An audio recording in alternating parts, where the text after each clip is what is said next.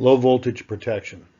A device that operates on the reduction or failure of voltage to cause and maintain the interruption of power to the main circuit. Basically, it's saying that if it loses power, then the device will shut off and will not restart after the power is restored until you push the start button. Here we have a motor control that we've been doing. I've programmed this so that if I push the start button, as you can see here, the output to our motor control is turned on. We've actually latched here using an address to that output. Now it works the same. Push the stop button, it comes to a stop, and start it again. All right, but here's the problem. If for any reason the motor or the drive stops, what we see is the output is still turned on. The PLC is still trying to turn on the motor, make the motor run. When power is reestablished, what we'll hear is the motor will start up and run again. And this is not always a good scenario. Not in every case do you want the motor just to start up on its own. You'd like to have a little bit of human intervention to start it up. Just going to stop the motor. Since PLC 1, we've been learning motor control circuits where we latch through software. What we do is we address our maintaining contact in our program. We address it to the output address going to our drive. Let's see what happens here. I'm going to push the start push button, and what you can see, if you can see the screen here, the output going to the drive, starting up the drive, telling it to run the motor, and you can see the motor is running.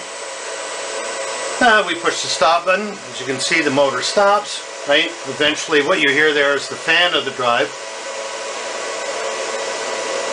Give it some time for it to stop. There, it stopped. It's just a cooling fan. That's the noise you hear. Here's the issue. Here's the problem with that. Now I've started it up. The drive is running the motor. If I lose power to the drive stops, and so does the motor. This is fine. However, if power becomes reestablished, what happens is that after the drive goes through its boot up, the motor starts again. This isn't always what is desired in motor control in industry. If we lose the power, we want it to be low voltage protection and therefore shut off when we do lose that power, so it doesn't restart again.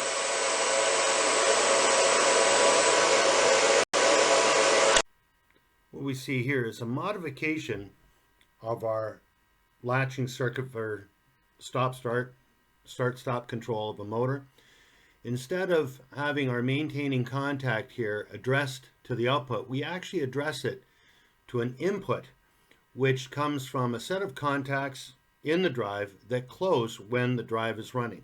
That'd be similar to a set of contacts on a contactor that closes when the contactor is told to energize or gets signal energized. That set of contacts will close. So what I'm going to do is start up the motor, and as you can see, it's latched in because that set of contacts has closed. Now here's the difference. If for any reason I lose power, run my motor, what you see is that set of contacts has come open. It actually has shut off the output of our PLC. The drive or the motor is no longer told to turn on. So again, once you do that, I can still start it back up, and what you see is the output is turned on, and I have the same control of my motor. Here we have the same motor control circuit that we've used in the past, but in this case what we've done is addressed the maintaining contact, or the contact that latches the circuit. We've addressed it to an address that is connected to a set of contacts in the drive. When the drive is turned on, like when a starter is energized, that set of contacts closes, and it reports it back to the PLC, so the PLC actually knows that the drive is functioning. It operates the same way as the other circuit, where we push the start but the motor is running, we push the stop, the motor comes to a stop. But here's the difference. We're now going to start it. As you can see, motor is running, our output has been turned on. When we lose power to the drive, what happens is the set of contacts open, it actually shuts off the output going to the drive. So when power is reestablished power,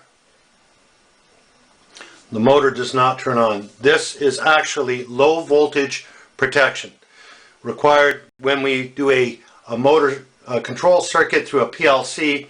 This is the way you're really supposed to do it, and you can see, again, I can start the motor back up and shut it off. Here you can see what we've included now into our programming is a timer that actually proves that the speed switch or that proximity switch is actually sensing a change in state, which means that the shaft is actually moving. And we still have our contact from the drive. So what I do, I push the start push button, the drive starts, and when the motor reaches speed, you can see here that timer is complete. It now latches. We have right around our start push button, and the drive is running. Now, if the drive or there is a loss of motion, I'm going to simulate it by giving a little bit of resistance to the motor. What happens is that timer now becomes false and it shuts the drive down completely. What you hear in the background is the fan, but the motor has actually come to a stop. What we've done now is further modified our program, so not only do you include the contact from the drive to prove that the drive is actually running, what we've done is we're using this proximity switch to detect rotation of the motor with a striker attached to the end of the motor. This could be attached to even conveyor belt, gearboxes, mixers, anything, just to detect that there's actually motion and that the equipment is doing its job. What we do now is we actually use timers to detect that motion.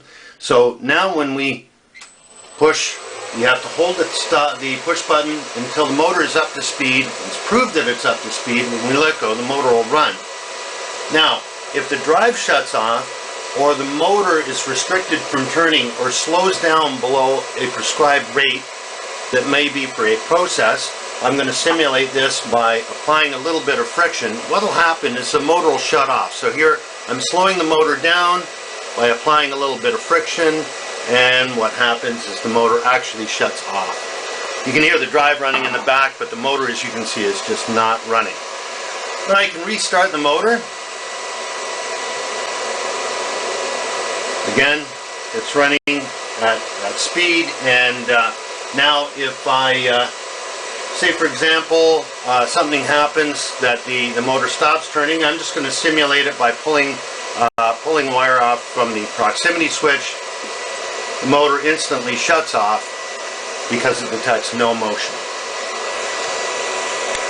This actually is a further layer of protection, or a good way of programming certain processes where motion is critical, and that equipment could become damaged, or if the equipment is broken, it just shuts the whole system down, and then they can look at maintaining or affecting some sort of repair.